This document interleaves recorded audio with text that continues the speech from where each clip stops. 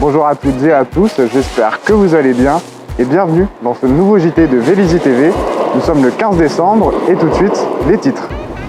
La carte de vœux est omniprésente, que ce soit en format papier ou digital, elle s'envoie de début décembre à fin janvier. Direction l'Ariane pour en discuter avec l'association des cadres dans ma vie. Direction ensuite le Mail, où la fleuriste Céline Barral nous a ouvert les portes de sa boutique pour en savoir un peu plus sur son métier. Dans toutes ces activités manuelles, encadrement de cartonnage, de patchwork ou encore de scrapbooking, l'association des cadres dans ma vie met un thème à l'honneur, les fêtes de fin d'année. Tous les ans, c'est le même rituel. Les fêtes de fin d'année s'accompagnent continuellement des meilleurs vœux. Offrir ou présenter ses vœux comme on disait dans le temps est toutefois une tradition qui se perd. Une tradition venue d'outre-Manche en 1840 avec l'apparition du premier timbre-poste qui facilita l'échange des courriers. Pourtant, les vœux représentent un moment extrêmement important, et encore aujourd'hui. Car ils annoncent un nouveau départ, la définition de nouveaux objectifs et la perspective d'une réussite encore meilleure que l'année passée. Ainsi, souhaiter le meilleur à un proche, un collaborateur ou toute personne qui a contribué à vos réussites est un geste toujours sympathique qui touchera l'interlocuteur. Et la carte de vœux n'a pas dit son dernier mot. Pour 2024, eh bien, dans ma carte de vœux, bien sûr, à mes proches, je vais leur souhaiter une bonne santé, tout d'abord, et puis beaucoup de bonheur.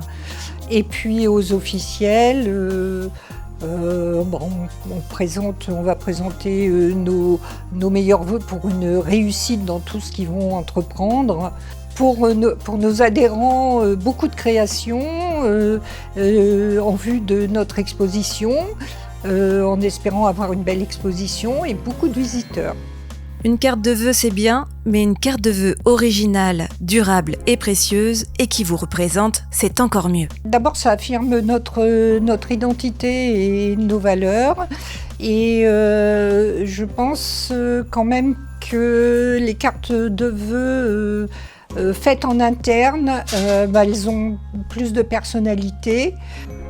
Moi, Noël, ça m'inspire beaucoup, mais c'est surtout ça. Les couleurs de Noël, le thème de Noël, c'est montrer aux gens qu'on aime la façon dont on les aime, en fait. Et ici, au sein de l'association des cadres dans ma vie, on utilise la technique du scrapbooking, inventée par la mormone Marilyn Christiansen en 1980. Et c'est Christiane qui dévoile quelques techniques. Munie de petits matériels de bureau, comme des crayons, gomme, ciseaux, scalpel, adhésif double face, colle, massicot, tapis de découpe, papier thématique et surtout beaucoup d'imagination. Mais l'association se réunit tant autour du cartonnage avec la création de maisons de Noël, de chalets du Père Noël, de centres de table que du patchwork avec la confection d'objets de Noël en tissu à thème et autres objets pour décorer les tables de fête. Il y a Janine qui fait aussi tout un tas d'articles de Noël en patchwork. Des petits sapins, des Pères Noël, des boules, tout un tas de choses. Leur mot d'ordre, rendre ces fêtes de fin d'année les plus magiques possibles. Ce sont les fêtes de fin d'année et dans 2 mois, c'est la Saint-Valentin. Aurore et moi-même avons décidé de prendre un peu d'avance et de demander conseil sur les bouquets de fleurs et surtout sur leur conception. Je suis dans la boutique Céline Barral parce qu'en cette période de fête, j'ai une petite faveur à lui demander. Bonjour Céline. Bonjour. Alors voilà, j'aimerais faire un petit bouquet de fleurs pour l'offrir. J'aimerais aussi savoir comment le faire. Comment c'est possible? Oui, il n'y a pas de souci. Vous voulez essayer de le faire vous-même? Exactement. Ok, donc c'est pour qui cette dame? C'est pour quelqu'un que j'ai rencontré il y a de ça quelques semaines. D'accord. On est déjà amoureux ou pas? De mon côté, oui. On n'a pas concrétisé donc? Non, pas encore. Ok, on est dans la séduction. Allez, on va choisir des fleurs. On peut mettre de la rose rouge? Ah, ça j'aime bien, oui. Alors là, c'est pas classique. Comment on fait pour choisir cette harmonie?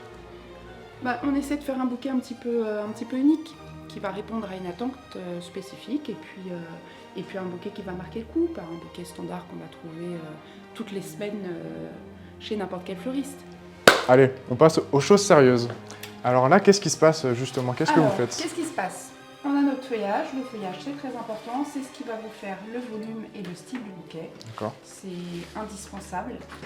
Dans un bouquet, le bouquet va être attaché. Donc toutes les feuilles qui vont tenir, qui vont passer sur le lien, on les retire. Parce que sinon, ça pourrit. La vrille, c'est tourner ses tiges. On pose ses fleurs, on tourne. D'accord. Il faut que ce soit dans le même sens. On tourne toujours dans le même sens. Ok. On pose ses fleurs. Voyez, on tourne. On dirige toujours ses fleurs vers l'intérieur. Par exemple, la rose, on ne la tourne pas comme ça vers l'extérieur, on la tourne toujours vers l'intérieur du bouquet. Toujours. Le bouquet, il est fait avec les mains, mais aussi avec le cœur. Et plus avec le cœur qu'avec les mains. Et le cœur, c'est important. Le bouquet, on ne le fait pas avec la tête. Jamais. On est sur un métier qui est artistique. Il faut toujours avoir de la pièce unique. Donc là, ça va vous donner une idée, mais après, l'idée, c'est que c'est surtout qui est facile. Et du coup, c'est pareil qu'en amour, faut pas trop réfléchir. Pas trop réfléchir en amour. Faut laisser parler son petit cœur. Ouais, ça c'est compliqué des fois. Les plus belles choses qui arrivent dans la vie sont toujours compliquées et C'est vrai. toujours douloureuses. Du coup, le rôle du feuillage. Le rôle du feuillage, il cale les fleurs, D'accord. déjà. Ça permet de garder la forme qu'on souhaite garder. Ça permet de donner du volume. Ça permet de donner un style en fonction du feuillage qu'on va utiliser. On n'aura pas le même style de bouquet. Super On beau. coupe les tiges. Donc ça sert à quoi de couper les tiges? Alors, la coupe, elle sert déjà à la fleur à rentrer dans le vase. Donc, et ensuite, ça sert aussi parce que lorsque votre fleur, donc là qui n'était pas dans l'eau le temps du bouquet, elle a formé en bout de tige un petit cale. Donc c'est une pellicule cicatrisante qui arrive comme lorsque nous on se coupe. En fait, on a très rapidement une pellicule qui empêche le sang de couler. Hein. Pour la fleur, c'est la même chose. Si on ne recoupe pas, le petit cale, il prend toute la place et il empêche la fleur de boire. Du coup, c'est à moi de tout refaire. Oui. Allez, go! J'y vais. Je commence par une rose pour le symbole. Hop. Alors, toujours vers l'intérieur, c'est ça? Oui, bon là, il n'y a qu'une fleur, il n'y a pas d'intérieur. Le feuillage, il sert à accompagner, à structurer, mais c'est pas ce qu'on doit voir le plus. C'est plus facile à regarder qu'à faire. Beaucoup plus facile. Oh, il y a une fleur qui se fait la malle. C'est parce qu'elle veut s'échapper. On pense à regarder le haut de son bouquet, le rendu du bouquet. Pour ça, il faut baisser la main, regarder son bouquet et déstresser. Il faut lâcher prise.